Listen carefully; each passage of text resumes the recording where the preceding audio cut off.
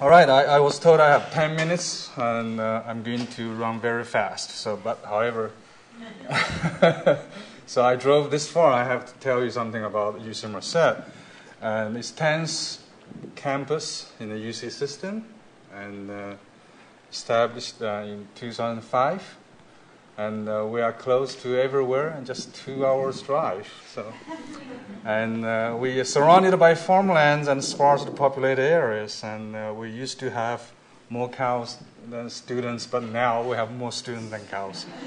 But first thing first, we need to emphasize we are a research university, and we are the #1 research university and established in the 21st century in the United States. All right? So get that message right. Okay. We have strong undergraduate research presence, and we have Hispanic serving institution status.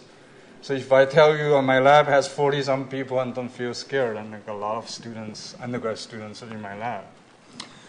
So of course, this is my lab, and okay. So today I'm going to focus on unmanned aero systems. Everybody's saying that UC Merced has a drone lab, but we have an academic name. It's called Mechatronics, Embedded Systems, and Automation Lab. So we have 5 areas of focus. One is unmanned aero systems, cyber physics systems, renewable energy systems, mechatronic systems, and applied fractional calculus. Don't get me started on the last bullet. All right, so my main job in UC Merced is try to make this big picture a reality. I call it Egg Drone Valley. So you know that in Central Valley, so we grow things and we consume water. So the question is how drones can help the growers and to minimize the use of the water, pesticides, and still maintain the yield and sustainability. But later I thought probably we should call it Data Drone Valley to align better with citrus. So luckily we got our first seed ground from citrus for water drone. Okay, I'm going to tell you. All right, so the key message I hope you can take home today is just the title of the talk. So regarding robotic environmental co-journalists. So I'm going to share with you some of the recent thinking on co-robots. And later on, I'm going to introduce you UAV-based personal remote sensing with emphasis on the word personal. So first of all, let's start from this equation. So everybody now accept that you are yourself plus your link and your future and your information footprint. So I learned that everyone in the future will have 2,000 CPUs working for you all the time. And your information footprint is several orders of magnitude larger than today, okay? Including your co-robot, okay? So in the future, I believe that you are yourself plus your co-robots. So what is co-robot? So, you know, Obama approved this $500 million initiative. It's called NRI. So it's called National Robotics Initiative. It started 2-3 years ago. So this slide is from this initiative. Basically, it's talking about intelligent co-robots. Okay, in the sense that robots serve the people, and you cannot draw a line between robots and the user. The user. So they are tightly coupled together. So that's why you are not yourself alone. You are yourself plus your robots, co-robots. So let's use a scenario. When you are very old, you cannot move, you lose your mobility partially. So you can put an exoskeleton. That's your co-robot. Okay? And or you sit on the wheelchair, that's your co-robot. Okay? And actually, robots can be your co-inhabitant and co-explorer in the science and engineering, co-worker, co-defender. Just add a co in front of everything if you want. So today we used what? A journalist. Okay. So actually, I just learned environmental journalist maybe less than a month ago.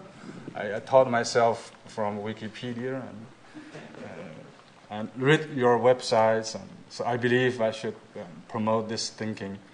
So actually, I used this word a long time ago, quite long time ago.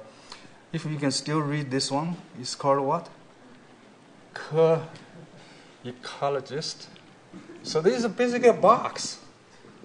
Inside the box, there's a drone that can take off and land on the water and take some water sample back and do environmental DNA analysis to see whether the Asian carps showed up here some time ago or now. So that kind of thing. So there's a story in the Citrus website regarding our research, and we have some ideas how to make this system really easy to use and robust and low cost. So the most important thing is you can do it in the running water and a strong wind. So I'm going to buy a pool in the backyard of my lab and buy a big wind, fan and blow it. So I'll tell you more later. So we can add co in front of a physicist. So there's a big need regarding sampling the soil in a large scale.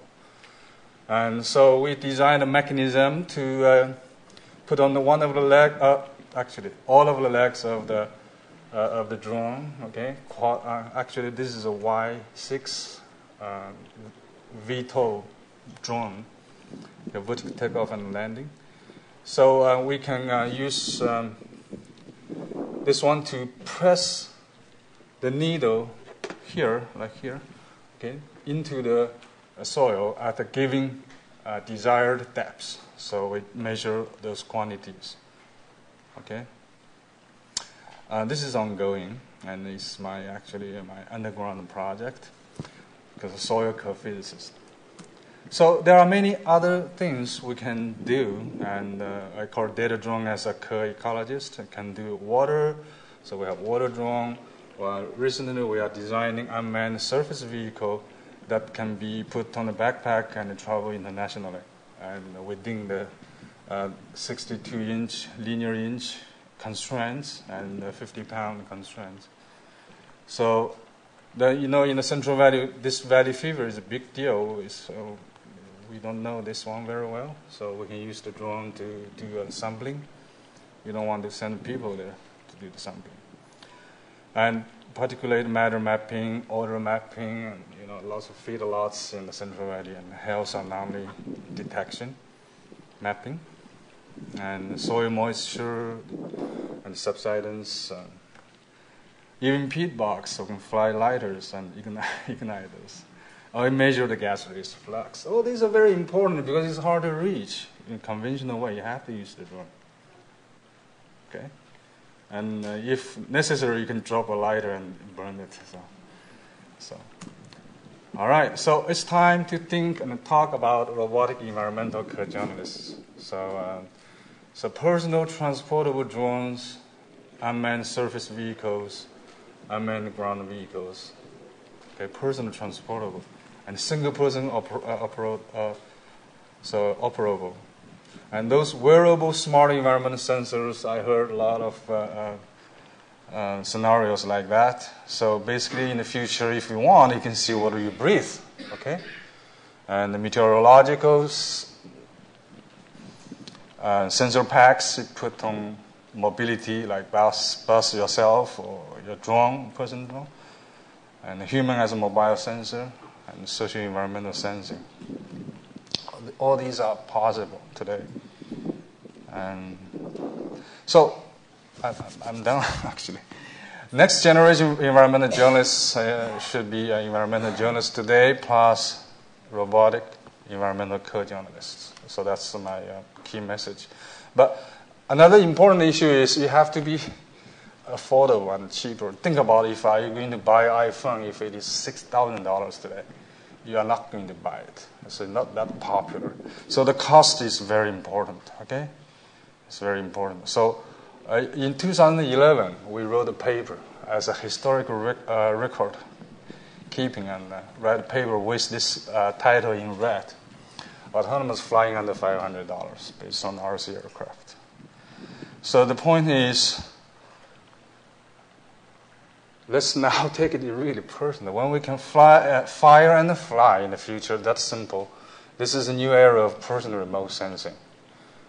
And so I'm pretty well informed about this regulation side. So roughly speaking, in theory, we should be able to fire and fly in 2015. That's next year.